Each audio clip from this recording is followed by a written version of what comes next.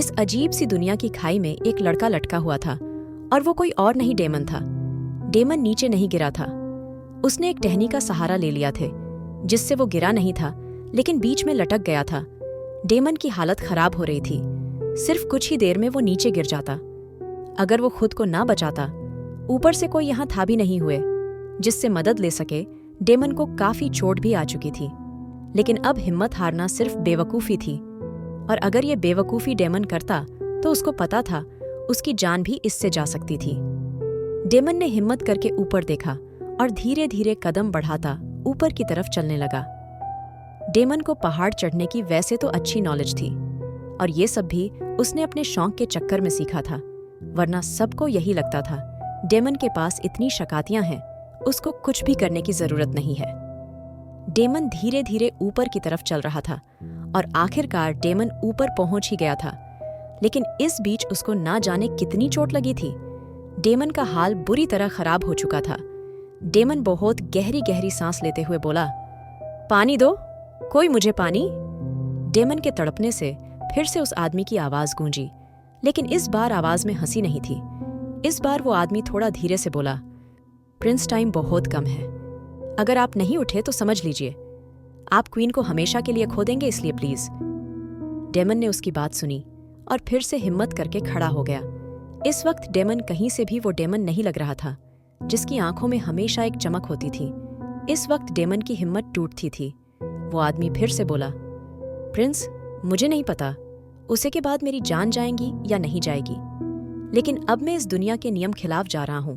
मैं अपनी शक्तियों को आपको दे रहा हूं, जिससे आप सीधे से यहां से निकल सकते हैं। डेमन ने उस आदमी की बात सुनी और शुक्र भरी नजरों से उस आवाज की डायरेक्शन में देखा। उसके दिमाग में अभी कुछ भी नहीं था, बस उसको कैसे भी रूही को बचाना था। वहीं दूसरी तरफ रूही यहां से बाहर निकलने का रास्ता ढूंढ रही थी जब फिर से रजत उसके सामने आ गया। रजत इस बार बहुत ज्यादा गुस्से से बोला, वेलकम बेबी, कैसी हो तुम? चलो, आखिरकार बरसों का इंतजार खत्म हुआ और मैं चाहता हूं अब हमारी काली दुनिया की रानी चुन ली जाए। रूही खड़ी होते हुए गुस्से से बोली, मैं मर जाऊंगी लेकिन कभी इस काली दुनिया को नहीं अपनाऊंगी, और मेरी बात कान खोल के सुन लो, मेरा डेमन आता ही होगा, वो मुझे बचा लेगा। रूही की बात पे रजत गुस्से से उसका मुंह पकड़ते हुए बोला, ख्यालों में मेरी जान, क्योंकि मैं ऐसा नहीं होने दूंगा, कभी नहीं। और अगर अब तुमने ज्यादा आनाकानी करी तो शादी से पहले हमारी सुहागरात हो जाएगी। समझ आया तुम्हें? रजत की बेशर्मी देख रूही गुस्से से बोली, दिमाग सही भी है तुम्हारा। लेकिन इससे पहले ही रजत रूही को घसीटते हुए बाहर ले गया। रूही ने बाहर का माहौल देखा तो उसकी आंखें खुली की खुली रह गईं। सामने चारों तरफ एक अजीब सी दुनिया थी। कहीं भी रंग दिखाई नहीं दे रहा था। ये एक बहुत अजीब और बेरंग सी दुनिया थी। रूही डरते हुए बोली, ये है तुम्हारी काली दुनिया जहां एक भी रंग नहीं है? रूहानी, जो इस वक्त बहुत ज्यादा डरवानी लग रही थी, हंसते हुए बोली, आओ बहू, रानी, आओ, जरा हमें भी अब मौका दो अपनी जिम्मेदारी निभाने का। दो आदमी जिन्होंने रूही को पकड़ा हुआ था अचानक ही शांत बैठ गए और रूही को छोड़ते हुए पीछे हट गए। वहीं रूहानी रूही का हाथ पकड़ते हुए बोली, चलो बहू, रानी, तुम्हारी ताजपोशी का समय हो गया। लेकिन रूहानी को एक बहुत तेज झटका लगा था।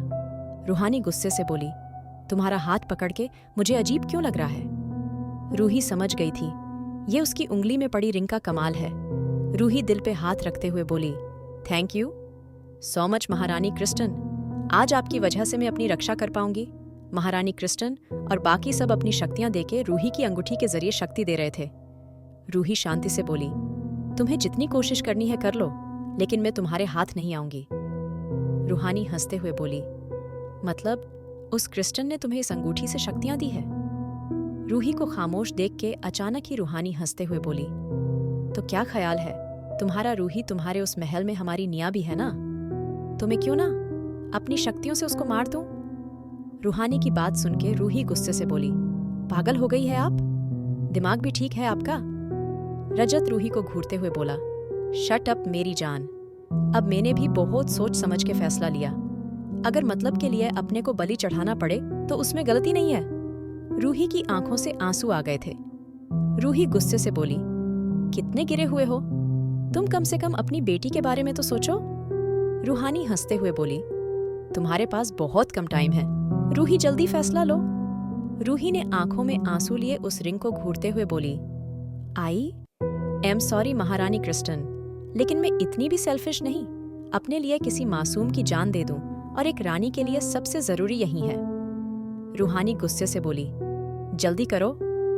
रूही ने अपनी रिंग उतार के फेंक दी तो रूहानी के चेहरे पे एक अजीब सी मुस्कान आ गई।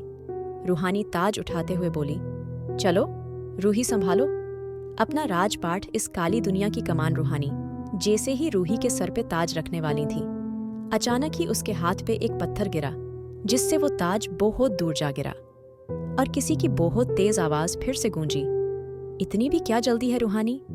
ये आवाज सुन के रूही अजीब नजरों से बोली, ये कौन है?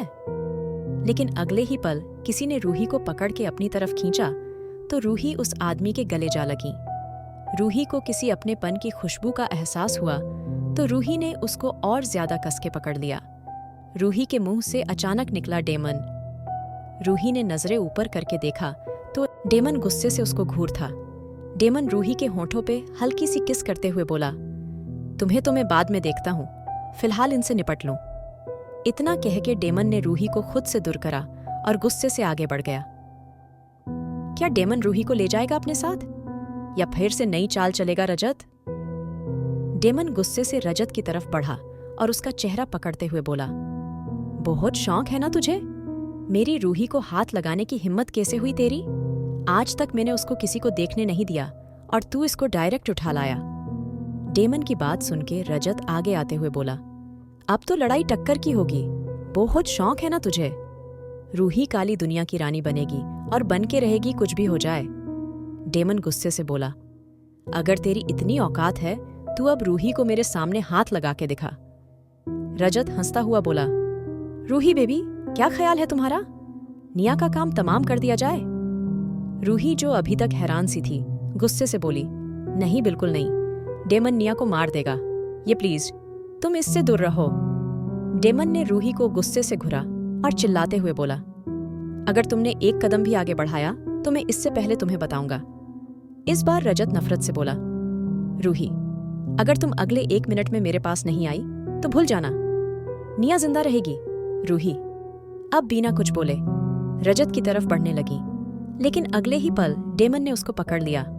वही रूहानी और बाकी सब इस टाइम उस आदमी के जादू से बंधे हुए थे, इसलिए कोई भी हिल नहीं पा रहा था। डेमन ने रूही के कांधे पे पकड़ मजबूत करी और गुस्से से बोला, मेरा दिमाग खराब मत करो, मैं इतनी दूर आया हूं किस लिए? ताकि तुम ये सब करो? Don't do this Ruhi please. Ruhi आंखों में आंसू लिए बोली, डेमन निया भले ही इनकी बेटी हो और इस कमीने की बहन हो, लेकिन वो अच्छी लड़की है और टाइगर उससे प्यार करता है। डेमन रूही की आंखों में देखते हुए बोला, रूही मुझे किसी से मतलब नहीं, आई लव यू, और अगर तुम फालतू की कोई भी बात करोगी मजबूरन मुझे तुम पे जबरदस्ती करनी पड़ेगी, इसलिए मेरे साथ कोई भी बकवास मत करना।